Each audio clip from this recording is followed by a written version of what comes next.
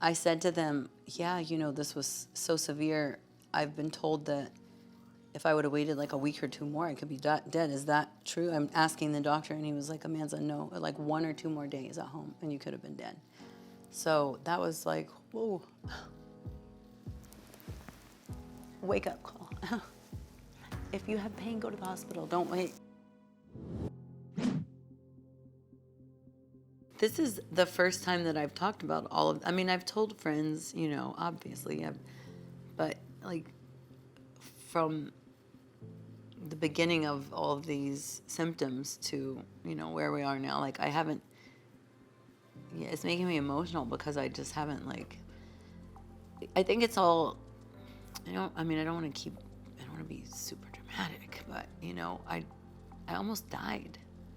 I was 2 days away from death, and that doesn't even seem like that could be a real thing. We finished filming season 7 actually, and about a month later, I was totally fine. And then one morning I woke up and I couldn't step on my foot out of bed. My back hurt so bad I couldn't stand up.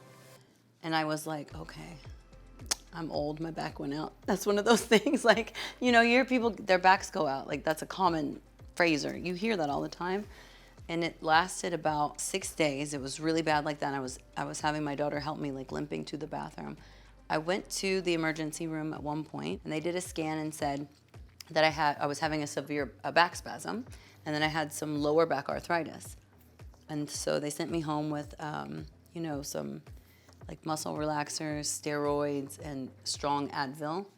And it got better for about a week, and not totally gone, but it felt better. I could walk, but it was still there. And then it came back and it was way worse. I couldn't sit up on my couch. It felt like my back was gone at the bottom. Like it literally, I couldn't hold myself up. It got to the point that I was literally biting the pillow on the couch one day, like screaming, because I've never felt pain like that. So I had a scan and they saw a mass. They thought at first it was a tumor. So he said, you need to go, you know, to Cedars-Sinai and get like a full scan, and we can check out what this is. So I went to the emergency room at Cedars thinking I had a tumor maybe on my spine. And they admitted me, this was June 2nd, they admitted me and they started running blood tests, and they found that I had bacteria in my blood, and it had turned into osteomyelitis. And I've never heard any of these terms until this experience. And osteomyelitis was the infection that was attacking my spine, and so it was deteriorating the bones of my spine. So that's how it all began. The doctor that did my surgery, Dr. Kim, said in 11 years he had only seen, I was the second patient that had the osteomyelitis in that location. It was a really bizarre location, he said, on my spine. I don't know all the numbers, L1, L2, L3. These are, I had a total anatomy lesson for 31 days in the hospital, and I've forgotten some of it, but there was a portion on my lower spine that was, you know, looked pretty severe. So they decided to do one surgery to just sort of excavate and clear it out, just basically like kind of, you know, wash out the infection to get it away from the bones. And so that was just a tiny little surgery, but it was, I mean, it was major, but it was like this little scar. And then so when they admitted me in the hospital, they start you on intravenous antibiotics immediately, because it's so dangerous to have this blood disease, and it's a sticky disease. It can stick to your heart, it can kill you, you can die. So it's really serious. So the first spine surgery was to clear it out, and they were hoping that the antibiotics would get rid of the other location, because the other location was a spot on the front of my spine a bit higher, and it was too dangerous to operate after they, you know, went through the scans. It was too dangerous to operate because they would have to go, it was really close to my aorta and my kidney, so they would have to go around, and it was on the front of my spine. So that we decided to just see if the antibiotics would treat it, but within 2 weeks, it hadn't gotten better, it had actually gotten worse. And about 3/4 of my vertebrae, like if this is my vertebrae, when I first got to the hospital, about this much was deteriorated, you could see on the scan. And after 2 weeks, there was only like this much of the vertebrae left. So they went in and they replaced it with a titanium cage. So I am Iron Woman. And rods and screws. So now I have that incision was like this. And that was the major surgery. It was 6 hours. And then we just continue with the antibiotics and hope that, it doesn't come, it's not something that would typically come back, but they want to make sure that the infection doesn't now stick to the metal, thinking it's bone. So I am on antibiotics for the rest of the year. Had maybe a moment of fear in the hospital after both surgeries. I was about to go home. Like, they had told me that I could be discharged like in a day or two. And in the middle of the night, one night, I spiked a fever of 105. And they thought that the infection had gone to my heart, and I was scared. That for the first time, when you have ice all around you to, take your fever down, and they're checking your vitals, and your heart rate is 133, and I was convulsing because I was shivering so bad, but I was profusely sweating. And I knew that those were infection symptoms, but I didn't ever have those at home before. But now knowing, what I knew, I was like, okay, crap, 105. I'd never had a fever that high in my life. So that, I was scared for a moment because I hadn't seen my kids. 31 days I didn't see my kids except for FaceTime because things just kept happening and they kept prolonging it. And then the 2 days that they were, gonna come and see me, it was after my surgery, and I couldn't allow them to come see me like that because I didn't realize what I was gonna look like after surgery. And I had tubes coming out of me and oxygen, and then more than one IV. I had one in my arm, one in my hand. I feel like I might have had 3 at one point. You have like a tube coming out of your back, and you've got, a catheter. And I was like, they can't see me like this because this is going to scare them. They were scared. They were a lot more scared than I knew. When I was in the hospital, they would be super happy over FaceTime, and they stay busy. 12 and 13-year-olds have a very social life these days. It's crazy.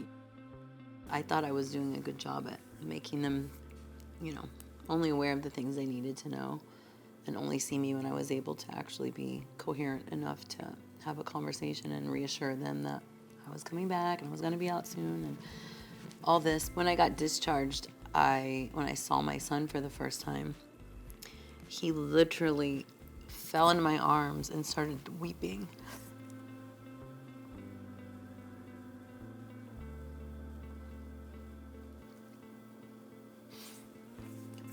And he said, "Mama, I was so scared that you weren't going to come home from the hospital. I didn't know I was so scared you weren't going to come home." And I had never seen him cry like that. And so I realized, like in that moment, I realized, geez, this little guy was holding it all in. And, they don't have their dad. So that fear of a parent leaving and not coming back is in there because that's what happened with their dad. So it was a good reunion, but he's taller than me, so he fell onto me, and I was in a lot of pain, but I would have picked him up if I could have in that moment and let him know that I wasn't going anywhere. I mention a lot on the show, or I say a lot on the show. I think Mary and I say it, often, but how the Oppenheim group is really like family. I don't have a lot of super close family, and I've known Jason and Brett for 22 years, so they've become family. They're uncle, my kids call him Uncle Brett and Uncle Jason. So they were there. They came a lot. I don't know how many days, but they were there a lot. And Chelsea came a few times. Nicole came up to the hospital. Mary came. Yeah.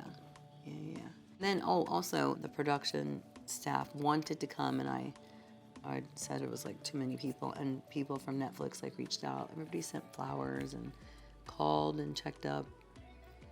Everybody from the heads of our Netflix department to the producers of our show, all of the cast. Yeah, Everybody was supportive. I had a lot of flowers. The nurses would come in and they were like, it smells so good in here, because they were, people kept sending flowers. It was nice. I'm in an amazing relationship right now, which is a whole other story in itself.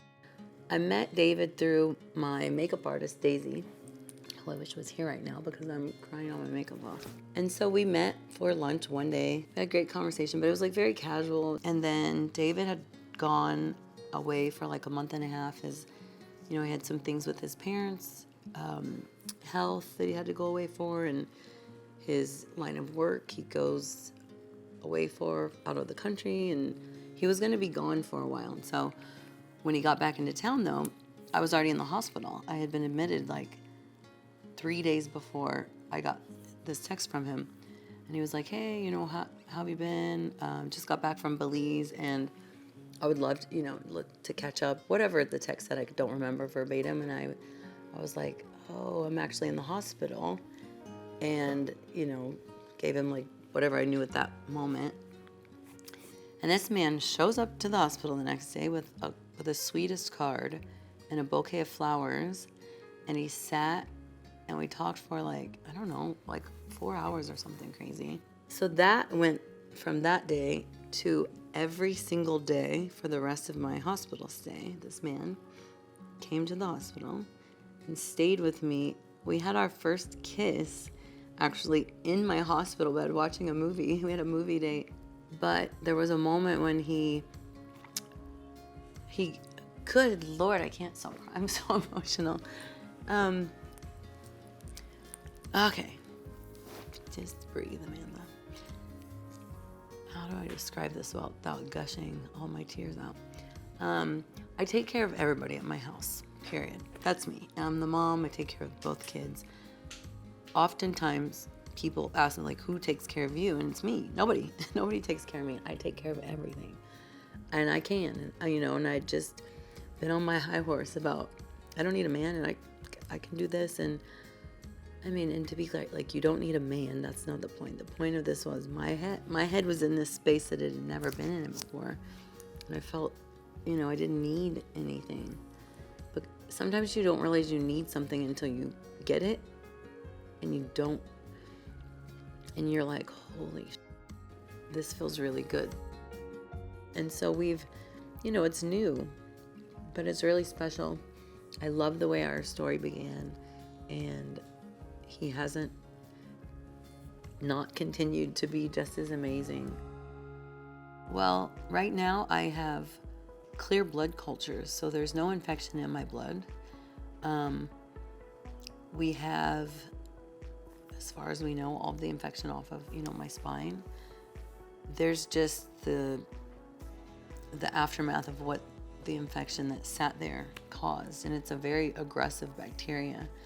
So there's some deterioration on portions, just tiny, not anything where I'm going to need surgery right now, possibly again down the road. It could be 5, 10, 20 years, I don't know, maybe never, but hopefully when I'm not still wanting to dance at wedding receptions and things like that, I've always sort of colored outside the lines, and I've lived this crazy life of, like, I have a lot of story.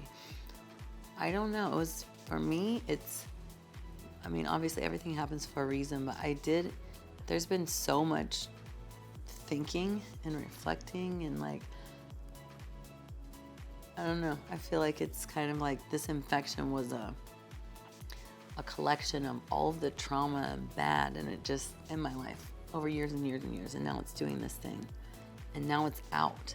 And when I heal, because this time in my life is really beautiful. My kids are growing up, they're amazing. Got all this great opportunity with like work and the show and different things that I'm doing outside of it. And I think that, to me, call me hokey or pokey if you want, but like, all the shit's cleared out, and when I heal, I'm gonna be the woman that I've always wanted to be.